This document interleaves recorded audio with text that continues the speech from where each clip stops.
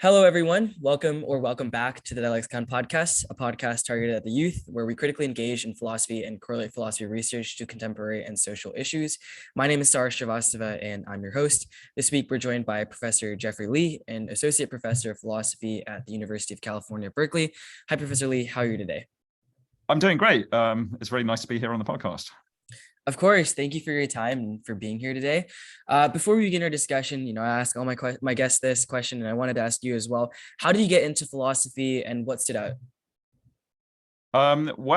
So back when I was in high school, I was a really keen mathematician, and I had a math teacher who had done a degree in philosophy, and he sort of introduced me to the fact that philosophy is a sort of academic discipline. I think, like most people, I'd had philosophical thoughts as a child, about my place in the universe, that kind of thing. But what I didn't understand that's a thing that people have written books about and had studied intensively, and that was quite an exciting discovery. And then I went on to do an undergrad degree and got pretty hooked on it.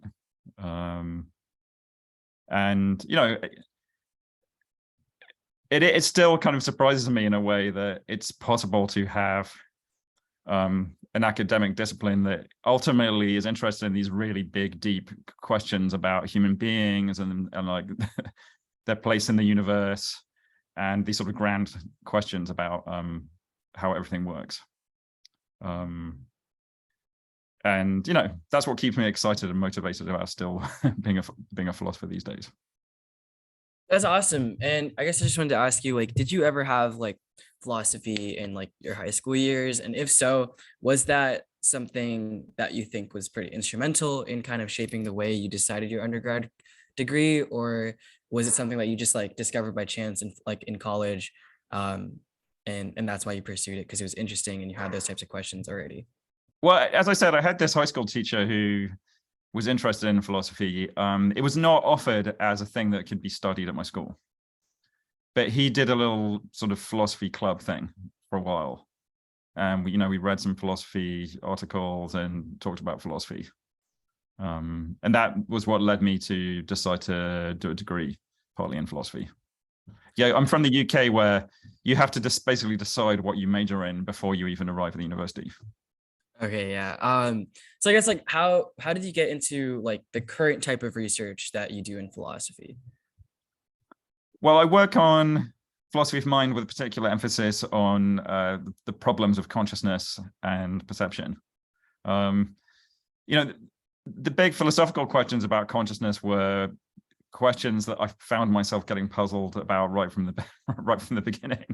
You imagine yourself as a conscious sort of subject with a perspective on the world, and then you sort of zoom out and imagine the whole world from the outside, and you're just one human being among many. It can seem kind of astonishing that you are experiencing the world from the point of view of this particular human being right at this point in history. It's just very weird and puzzling. And so I always had that with me. And then, when I was actually studying philosophy, I was interested in all sorts of different types of philosophy to begin with. Philosophy of language, philosophy of mathematics, like moral philosophy, political philosophy, all of it. It took me quite a long time to sort of finally settle on philosophy of mind, which is kind of my main area. I dabble in other kinds of philosophy too, but that's the center.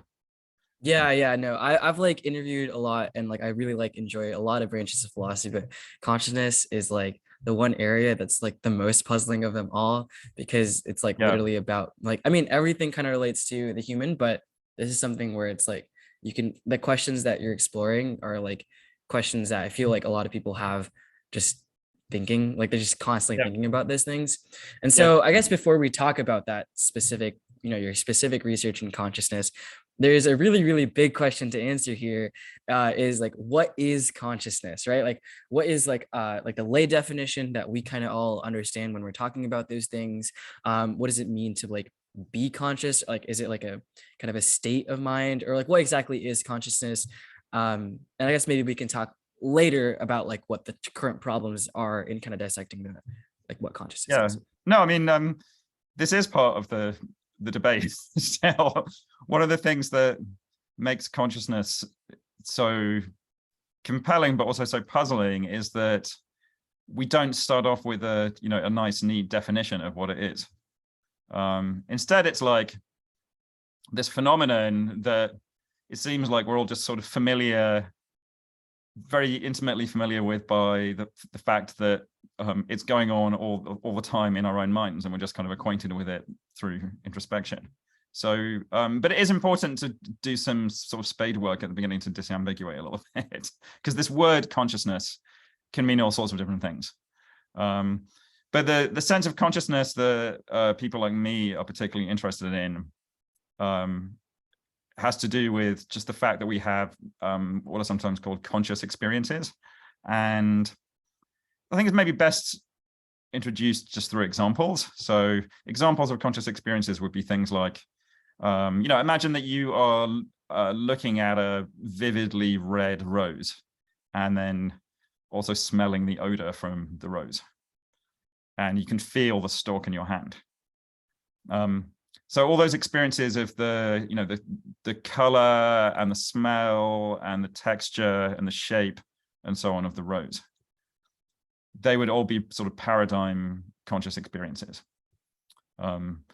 So experience in perception is the sort of the basic case. But then there are also things like headaches and sensations and things like conscious thoughts, which are a rather puzzling case. So, so if I think to myself, oh, this is a beautiful rose, that can be a thing that is going on in my subjective conscious life as well.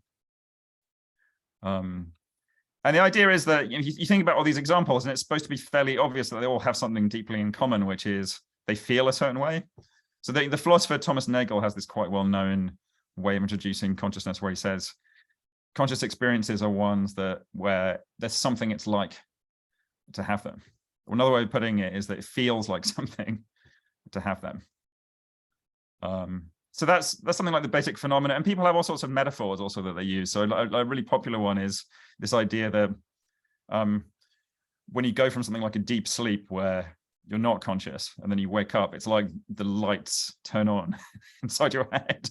It's like suddenly things go from just sort of nothingness, like this sort of darkness within, to the light of consciousness opening up, and open your eyes, and then the sort of the world kind of floods in. That's the picture that people have. So I guess like just because there's so much going on here, how does one even like approach to like categorize those things? Or is it like especially with like how you mentioned like smell, or even like the kind of feelings that you get, are those all linked behind like one central idea of consciousness? Are they like individualized between different parts of the brain? How does that work? Well, the starting idea in this field, which can be questioned, and actually some people in the field do totally question this, but the starting idea is that there is something in common between smelling and seeing and touching and tasting and sensing in various other ways. Namely, they all involve experiences. They're all part of your conscious life. And so the big, deep question is, what is that thing that they all have in common? What is consciousness? But again, we don't define it. We just sort of are familiar with it in everyday life. But that's also part of why it's so hard to explain. And it's also why it's so hard to know how to come up, say, with a scientific theory of it. We can look at what's going on in people's brains when, for example, they have different types of visual experience, like with color or shape or something like that. But knowing how exactly to connect what we find going on in the brain with this sort of fundamental puzzle of subjective experience is notoriously hard. That's what I work on. And so is that like I guess like what I'm trying to figure out is what's like the famous like hard question of consciousness that like David Chalmers has proposed to try to like, what is that question, What is and the problem? why is it so challenging to answer or like figure out? Okay. Well, let me try and explain the sort of standard way of setting up what the hard problem is supposed to be. And I'm actually a little bit of a skeptic about the hard problem. I'm not in the sense of having a view where there's not any kind of interesting problem in this area, but I tend to think that it's been a little bit mischaracterized. Okay, but let me just first of all just try and give the intuition of what it's all about. So so you can imagine carrying out this scientific project of reverse engineering how the brain works, where we bet, in theory, we can imagine having a sort of complete wiring diagram of how the brain is, different parts of the brain are interconnected and how they function, and know exactly what each little part of the brain does and how they talk to each other and so on. So we'd have a kind of complete grip of the brain as a sort of control system for human behavior. And you can also imagine linking that up with different kinds of experiences. So, for example, you can think about motion experience in vision, like what is going on in the brain when you see something move. And we already know a fair bit about that. We know that certain areas of the visual cortex are intimately involved in perceiving different kinds of motion. And so a sort of fantastical, speculative image you might have is that we end up with a theory that sort of correlates things going on in the conscious mind with things going on in the brain. Now, people who believe in this hard problem say that doesn't fully explain consciousness. Just knowing how experiences are correlated with brain states isn't enough. We want to know why it is that these particular brain states are associated with these particular experiences. And one way in which they sometimes make the problem vivid is they say, look, you can imagine of another person that all of this complicated activity is going on in their brain in the complete absence of any experience. You can imagine that they are, quotes, a zombie. So in philosophy of consciousness, we have this idea of a zombie, which is, it's not the idea of a zombie that one would find in a horror movie like Night of the Living Dead. It's supposed to be this idea that it's at least coherent to imagine a human being with a brain that is a normal functioning brain who is alert and awake, and there's normal processing going on, but yet there's no consciousness at all, no experience. And it's not that anyone thinks that that's actually happening in the real world, or that that's really sort of possible in the sense that we could create that or something like that. It's more of a kind of thought experiment to make it vivid that there's allegedly this explanatory puzzle, like how exactly is it that consciousness is associated with the brain? So that's what the hard problem is supposed to be. Okay, got it. I mean, I think I guess like I wanted to know a little bit more why you think, like, why you're a skeptic of that. Like, what exactly is part of that where you are skeptic about it? Because it seems like that's really, really difficult to answer, and like also pretty like important to move forward. Is that like true in terms of like the consciousness like theorists and like trying to figure out consciousness as a whole? So why would you be like a skeptic almost towards it? Yeah, I'm not a complete skeptic. I'm just a skeptic of some of the ways that people have tried to explain what it is in the end. So one thing I think most people will agree on, not everyone, is that if we're in this situation where we've at least got correlations between experiences and brain states, that we'll feel puzzled. We'll feel like we haven't got the answer. We'll feel like we totally don't understand consciousness. But just the fact that we feel puzzled about it isn't enough. You've got to explain why there's actually a genuine mystery there that deserves our time and attention. Now, the standard way that people explain what the puzzle really is, in a way that's supposed to sort of make it a genuine puzzle, is they say, what's weird about consciousness is that you can know all the physical facts about the brain and not be able to infer what's going on in the conscious mind. So an illustration of this is Thomas Nagel's really famous thought experiment about bat echolocation, which I'm sure you're familiar with if you've been delving into these debates. So Nagel famously pointed out that there are creatures that have ways of sensing the world that we do not have. And he thinks echolocation in bats is an example. Or another way to get into this is one can imagine a human being that is congenitally blind and has never experienced color. And so for them, they might wonder, okay, well, what is it like for people to see color? And they might just never know because they just don't have that capacity. So similarly, we can never know maybe what it feels like for a bat when they are sensing using echolocation. And his idea was, look, you can tell me as much as you like about what's going on in the bat's brain. We can fully unpack the brain, we can fully reverse engineer it, but that won't tell me what it feels like from the bat's perspective. That is a further thing. So there's this sort of disconnect between scientific, objective, third-personal understanding of the bat as a kind of physical system, and then this first-personal understanding, which involves sort of taking the bat's perspective and imagining what it feels like to be the bat. So that's sometimes called the epistemic gap.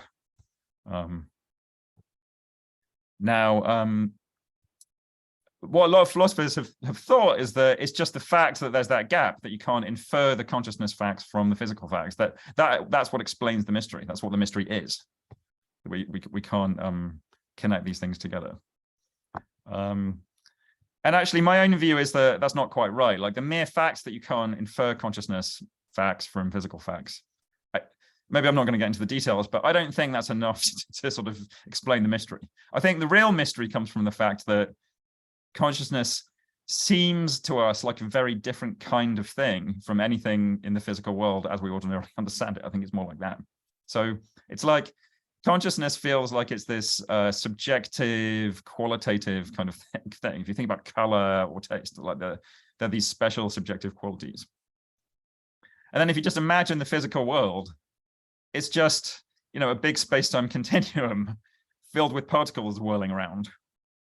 And it doesn't seem to contain anything like colors or tastes or anything qualitative in that way. The 19th century pioneering psychologist Gustav Fechner has this really nice way of imagining this. He says that the picture of the world that we've inherited from Enlightenment scientists, like people like Newton, is of a world where it's like eternal nighttime. It's like there's just these particles floating around, but it's like you've turned out the lights and there's no color, there's no taste, there's no qualities. It's just this sort of hard, dark world. But then somehow, with human brains come into the picture, subjective qualities emerge somehow. And they just seem to us like a totally different kind of thing from what we find in the physical world. And I think really why they seem mysterious. It's because they seem totally different from anything physical. Okay. So is this almost like, and I guess I have like another follow-up question after this, but is this kind of like why when we see, like, obviously we have like receptors and we're like constantly gaining information into our mind, like for example, through the visual cortex or whatever it might be. But obviously there's animals that do the same thing. Would we consider animals as conscious?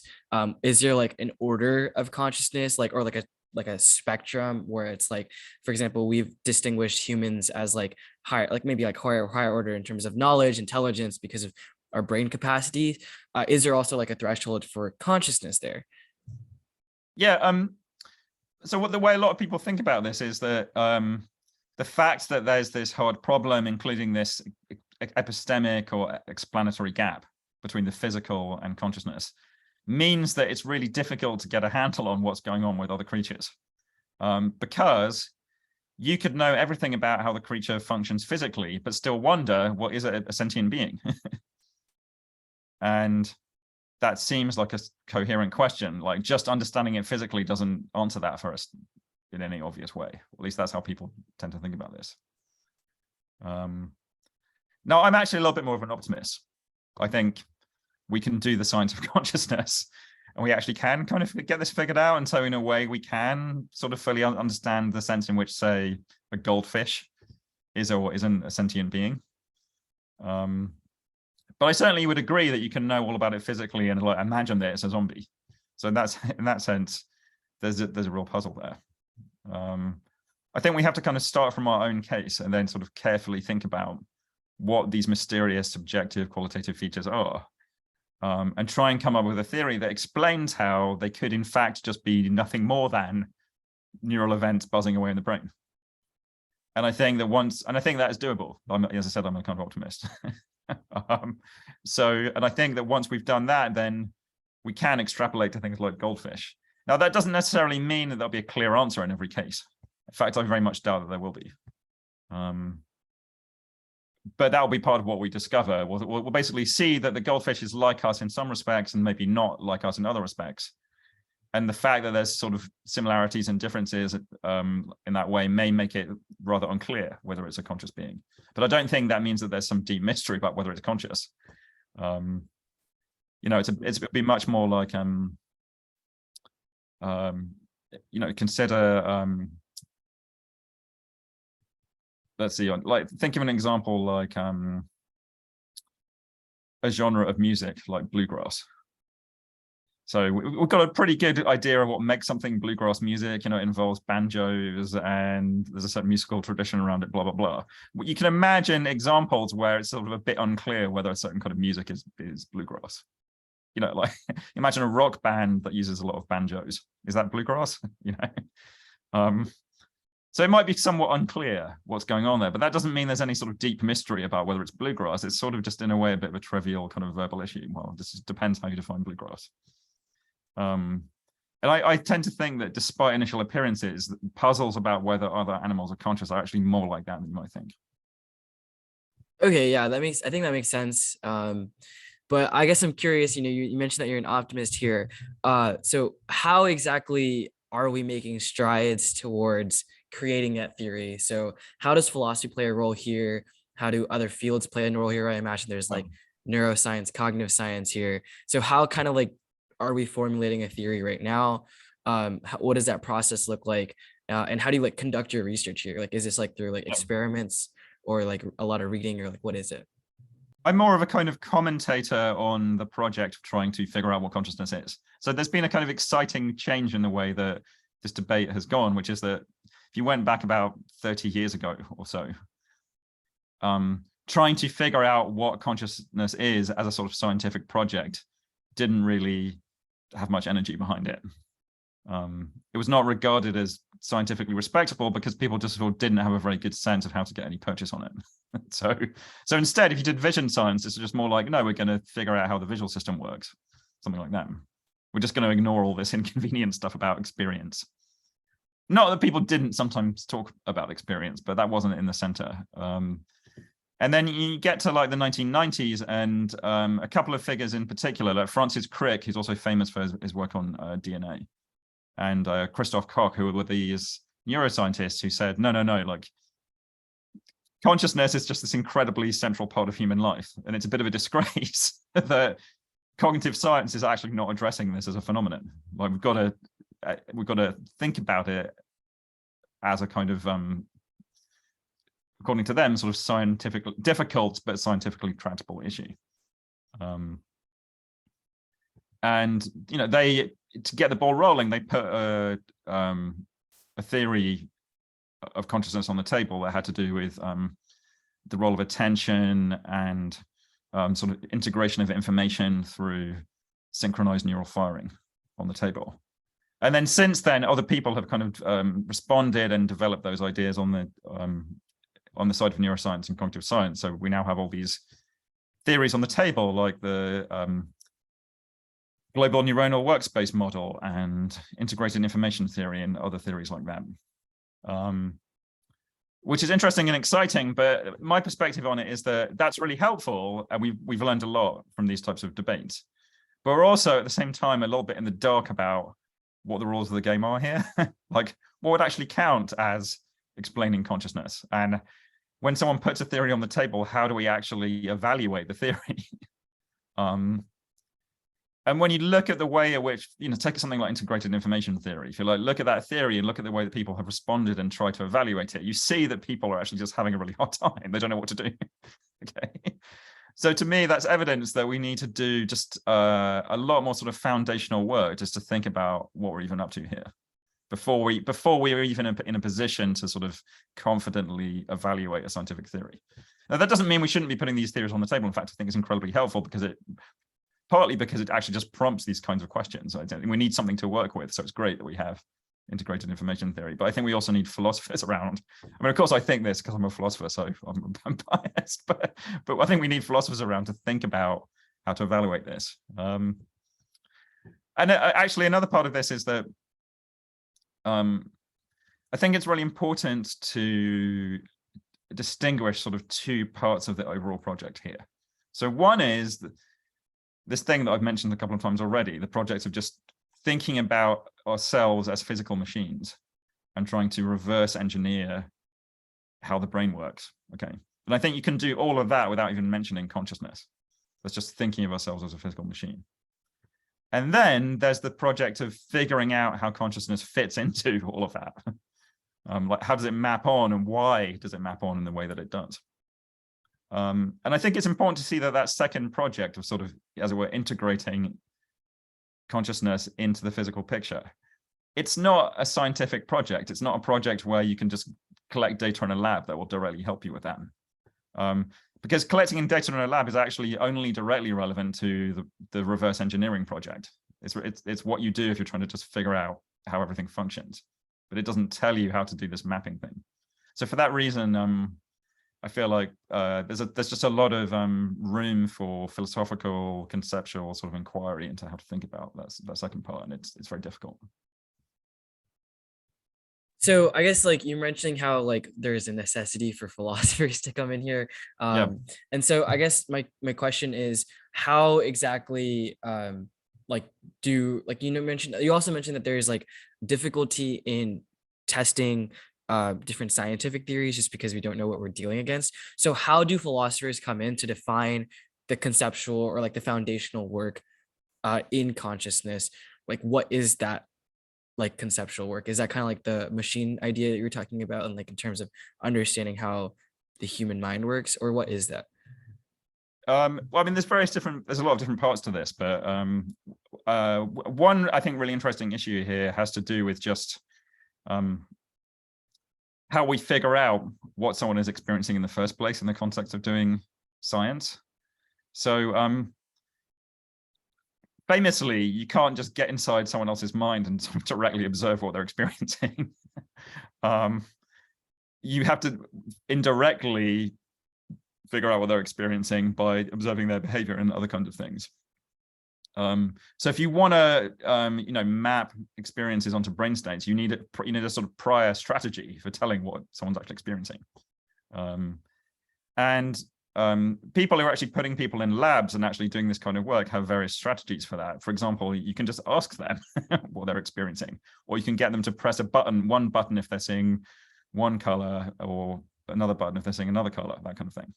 There's other ways of observing behavior that are supposed to sort of give you a hook on what someone's experiencing.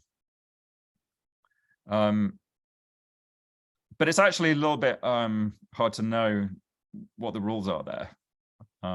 So, if someone confidently says, I'm seeing the color red right now, that seems like pretty good evidence that they are seeing the color red. But on the other hand, you might think, oh, someone could just see the color red in peripheral vision and not even notice that they're seeing it.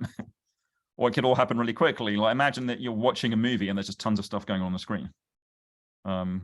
If I ask you to actually describe what you just saw, you might tell me a few vague details. Oh yeah, I was watching a scene involving like a person walking through a supermarket or something, and you might be able to tell me a few details. But intuitively, there may have been a lot going on in your experience that you couldn't very easily describe. Okay. So that means that it's very unclear how we actually probe what's going on in experience. And that's actually been one of the main reasons why it's quite hard to evaluate different experiences. So if you take, sorry, not different experiences, different theories of experience. If you take, for example, the global neuronal workspace theory, the idea there is that you've got perceptual areas of the brain that are involved in things like seeing and hearing.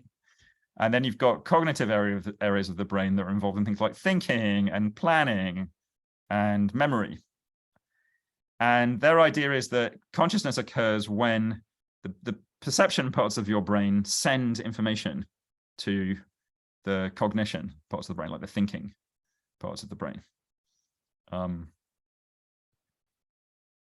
But the way that they argue for that is that they look at cases where people confidently believe that they're having an experience. So they're basically having thoughts about their experience. And then, of course, it's not surprising that if someone is having an experience and they're thinking that they're having an experience, and so all the thinking parts of the brain are lighting up, it's not surprising that there's information that is being fed through from perceiving parts of the brain to thinking parts of the brain. But then some people's reaction to that is to say, well, maybe you don't need the thinking parts of the brain to have experience. Maybe it just looks like that because whenever we ask people about their experiences, they automatically start having thoughts. Okay. Maybe there can be experiences going on when you're not having any thoughts, or experiences that you're not noticing. That seems like a perfectly reasonable hypothesis. But then how would you figure that out? If the only way that you can ever tell someone's having an experience is by asking them, then we're kind of stuck. Okay. So that's a thing that people have thought is a deep problem in this field. And, I think we need philosophical reasoning to sort of think our way through that kind of puzzle. Okay, yeah, I think that makes sense. And I guess there is like, especially in that case, I mean, it just gets into like a consistent loop, right? Where it's like Yeah. you can't really get anywhere. So I guess there's like need to stop and really think about that. And I'm sure there's like a lot of complex theories there or like ideas there that are a little bit beyond the scope of this podcast. But I kind of wanted to shift a little bit to some more research that you've done on like time and time's relationship to consciousness. So you've written like a chapter in a book titled Making Sense of Subjective Time. What was the main conclusion out of that chapter, and like what specifically is a non-linear temporal experience, especially when it comes to like consciousness? Like what even is like these temporal experiences, and like why does linearity come into play here? Well, I think let me just start from the beginning here. So I think that we have a kind of intuitive picture of what it's like to experience time. It involves something that you might call the flow of time. So it's a little bit like when you're experiencing the world, it's a little bit like looking out of the window of a train. And it's like events are sort of flowing past you. At any given moment, you have this feeling of things happening in the present, but also you have this feeling of like the window of your experience sort of moving from the past towards the future.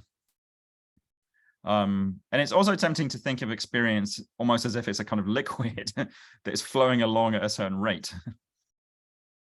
So, for example, one could imagine that the rate of flow changing, or you can imagine differences between different beings. So I like thinking about hummingbirds.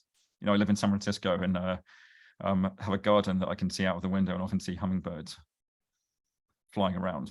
And it's very salient. They move extremely quickly, react extremely quickly. And there's good reason to think that actually their perceptual systems are operating very quickly compared with ours. And so it's a reasonable speculation that in some sense, when they are experiencing the world, assuming that they are sentient beings, the rate at which time seems to flow in their perceptual experience could be slower. So if you're a hummingbird, it's like the whole world is actually just moving more slowly for you than it is for an ordinary human being. Or we could imagine hypothetically, I'm not sure this is physically possible, but if we uniformly slowed down all of the neural processing in your brain, the result might be that everything in the environment around you would start looking like it's changing really quickly. Okay. So a tempting picture then is that there's this thing, the flow of time and experience, and it has a certain rate, and it's like the frames in the movie of your life are sort of going past at a certain rate. Okay, does that make sense? Is this kind of like sorry, just to interrupt it like a little bit, is this kind of like why in movies like or sci-fi movies like Interstellar, how when you're on like, and I'm sure this is probably true in real life as well, when you're on like a different planet, there's like time moves differently literally just because of gravity, and like how that relates? Is this like related to that, or is this related to like how we perceive time because of what we're doing? For example, like there is like dog years comparative to like human years.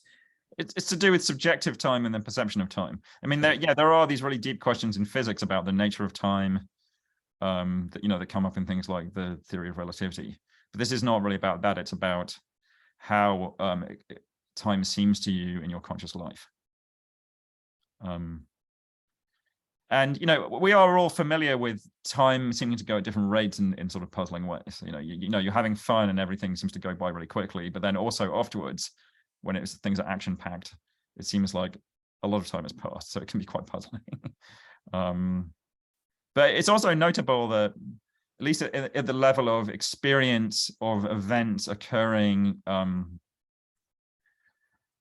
at the sort of temporal scale of milliseconds and seconds, like when you're listening to music, things do seem to actually go at a fairly constant rate. It's not like if you're listening to some music and you get really excited, the music literally seems to slow down to a different tempo. That never happens. It might happen actually in very slightly and subtle ways, but not in a way that we ever really notice.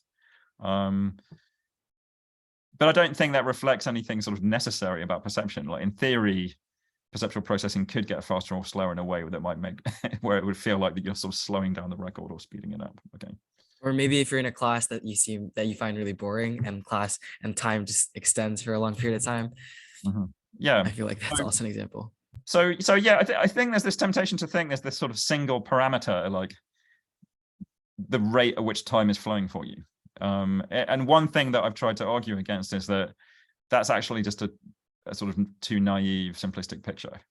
That what's really going on is actually that there's a whole bunch of different timing mechanisms in the brain that are responsible for keeping time at different temporal scales, but also can be specific to different modalities. So like timing that's going on in vision is not necessarily the same thing as timing that's going on in hearing. And so it's much more like there's this very sort of complex river with all these different tributaries that going at slightly different rates, and it's kind of frothing and bubbling. It's not a sort of single uniform flow at all. And actually, I also think this image of like experience being a bit like a sort of liquid where you could measure the amount of it that kind of goes past per second, I also think that's a big mistake as well. I don't think you can sort of measure how much experience you have per second in a particularly meaningful way. Okay, I think that makes sense, like at least the kind of like the concept of time here. So in that chapter, did you relate that back to like consciousness? So like this perception of time is a conscious experience that we feel. Yeah, I mean, I am primarily interested in the part of that relates to consciousness. I mean, in that particular piece, I wasn't really trying to get into stuff about, the heart problem and these big questions about how to explain consciousness. Here, it's more about puzzles that arise when you're trying to get a handle on particular kinds of experience. So there's a certain kind of subjective feel to experiencing time. As I said, it sort of feels like we're moving along in time. It feels like things in the world are occurring in time. Like if you listen to music, you are aware of these events that have different durations, like different notes lasting different amounts of time, and you're aware of a sort of complex temporal pattern in what you're perceiving. So a whole experience of the world is sort of thoroughly infused with time. And ideally, what as part of solving the hard problem, what we would like to do is sort of have a theory of how we can describe and measure all of that stuff that's happening in temporal experience, and then relate that to how it is that time is measured by processes in the brain. So part of what I'm trying to do is just get a bit clearer on how we just describe what's going on in experience in a way where it would then be sort of scientifically tractable.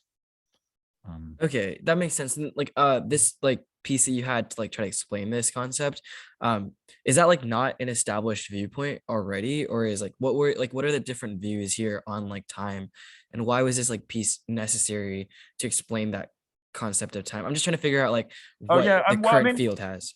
One thing is that there's not a huge amount of literature in philosophy on temporal experience, and the literature that exists hadn't exactly addressed some of the questions I was interested in, like sort of whether there's this sort of single thing, the flow of time. That's actually why I got interested in the topic in the first place, back when I was in graduate school, because it felt like it hadn't really been developed very well by philosophers. There's been, related to the flow of time, people have been more interested in that from the point of view of just the nature of time.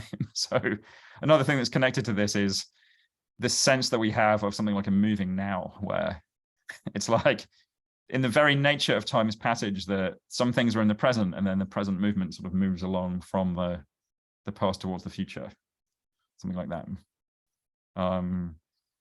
and some people have said, no, that's a kind of illusion. Like, there isn't really the passage of time in that way. um, and I actually agree with that. So that's also part of my motivation here. So I think that, you know, the sense of the present moment sort of flowing along from the past towards the future, is not a sense of something that's actually out there in the world that physicists should be interested in. I think it's more like something going on in your mind. And so we need an account of what it is in sort of psychological terms to understand why time has this sort of compelling sense of flow to it. Okay, that's a really, really interesting viewpoint. And I guess like I kind of want to flip the switch here. Sorry, flip the switch here and ask a question. Maybe it seems that like time could be related to consciousness, but what about other way around and say, is time or a concept of time or like or us evaluating time in such like a non-temporal or temporal experience, is that a necessity to be conscious? For example, if I was in a coma and I'm in a state of I mean, I guess I would imagine I'm unconscious. Um, am I not perceiving time if I'm in a coma, or like other like types of, I guess, like mental states of like sleep? Like, are you not perceiving time? So is time a necessity to be conscious? Like, do you need to understand time to be conscious?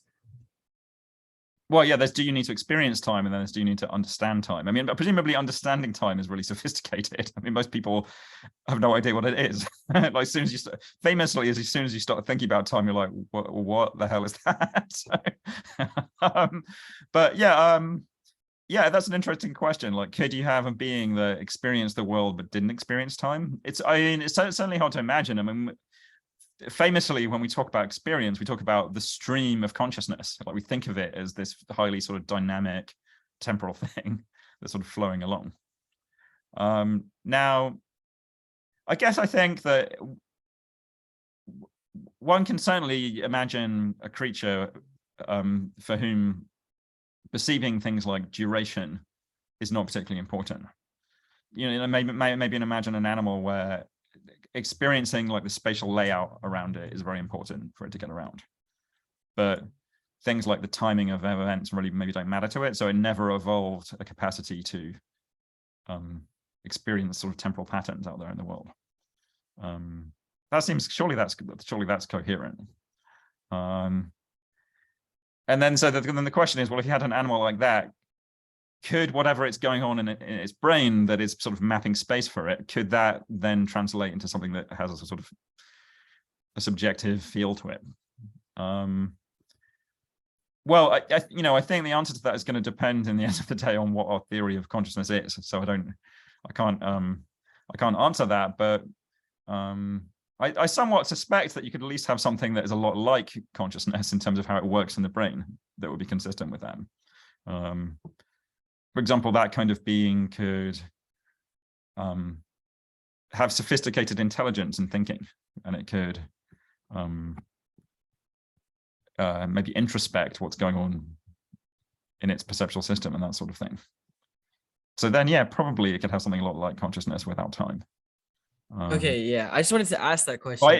I find that impossible to imagine, but that's just because I'm a being that has this highly dynamic kind of consciousness. And so the only way that and I mean, a really interesting part of this is that the only way that we can get a handle on other creatures' experience, sort of from the inside, as it were, is just to try to sort of simulate it on our own hardware.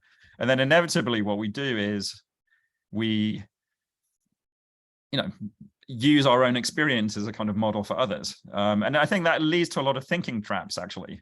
It can make it seem like aspects of our experience are essential to it and would be essential for any conscious being, just because we try and imagine it away and we can't. But it might be the reason why we can't imagine it away is just because that's how we're constituted, not because it's impossible. So we need to really be careful not to fall into that trap. Right. I think that makes a lot of sense, especially because, we're the ones thinking about it and we have to put ourselves into other positions. But there's so many examples in like science everywhere where like different functions can take place in different species.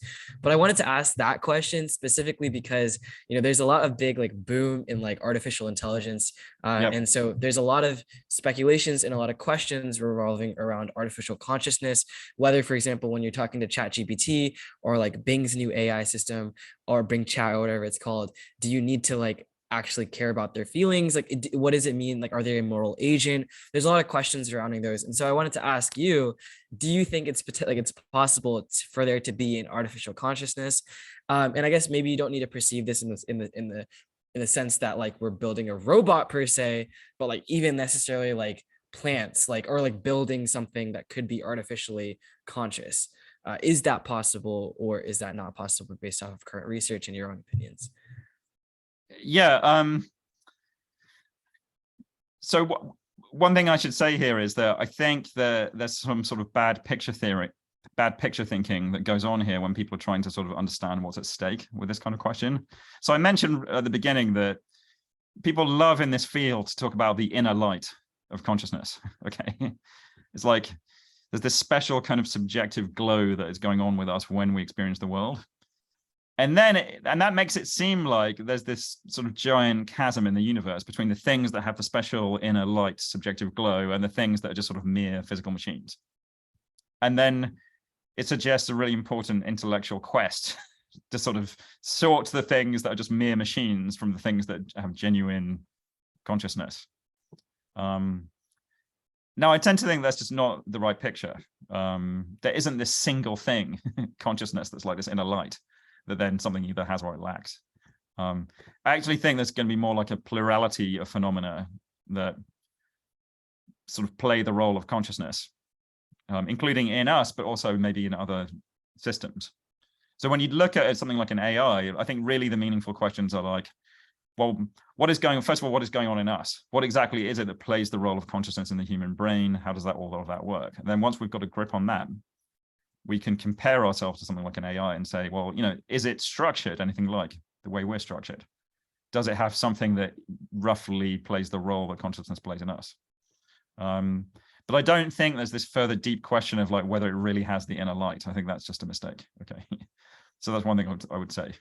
And I certainly think it would be possible to create an artificial system that functions enough like us, that it has something sort of analogous at least to consciousness. You mentioned some of these systems that people are getting really hyped about in the media these days, like Bing and ChatGPT and so on. One thing that I would definitely emphasize in that case is that I think we can be pretty confident that they don't have anything like what we have. I think as soon as you actually look at the way that they work, you see that they just don't function anything like us. And so it's very implausible that they're sentient beings. They are basically these giant input-output networks, okay, that have been trained on a massive amount of data. So in the case of these language models, it's huge amount of text from the internet and maybe other sources. Okay. And then the way it works is that it's a net that just sits there doing nothing. Okay. It's not at all like your human brain that's constantly buzzing and thinking and so on. It just sits there doing nothing until you put a prompt in, like you ask it a question. And then activity feeds through the network, and then it gives an output. It says something like the next move in the conversation, and then it just stops. There's nothing happening. It's not thinking. It's not having an inner life. It's not musing about why you asked that question. It's not doing any of that. Okay. It's just sitting there doing nothing until you put another question in, and then activity feeds forward through the network, and then you get an answer. Okay. So once you see that that's what it really is, it just becomes eminently plausible that it doesn't have anything like sentience. And also another part of this is doesn't have perception. It's not connected to cameras and microphones and sort of walking around the environment processing what it sees. It's not like that at all.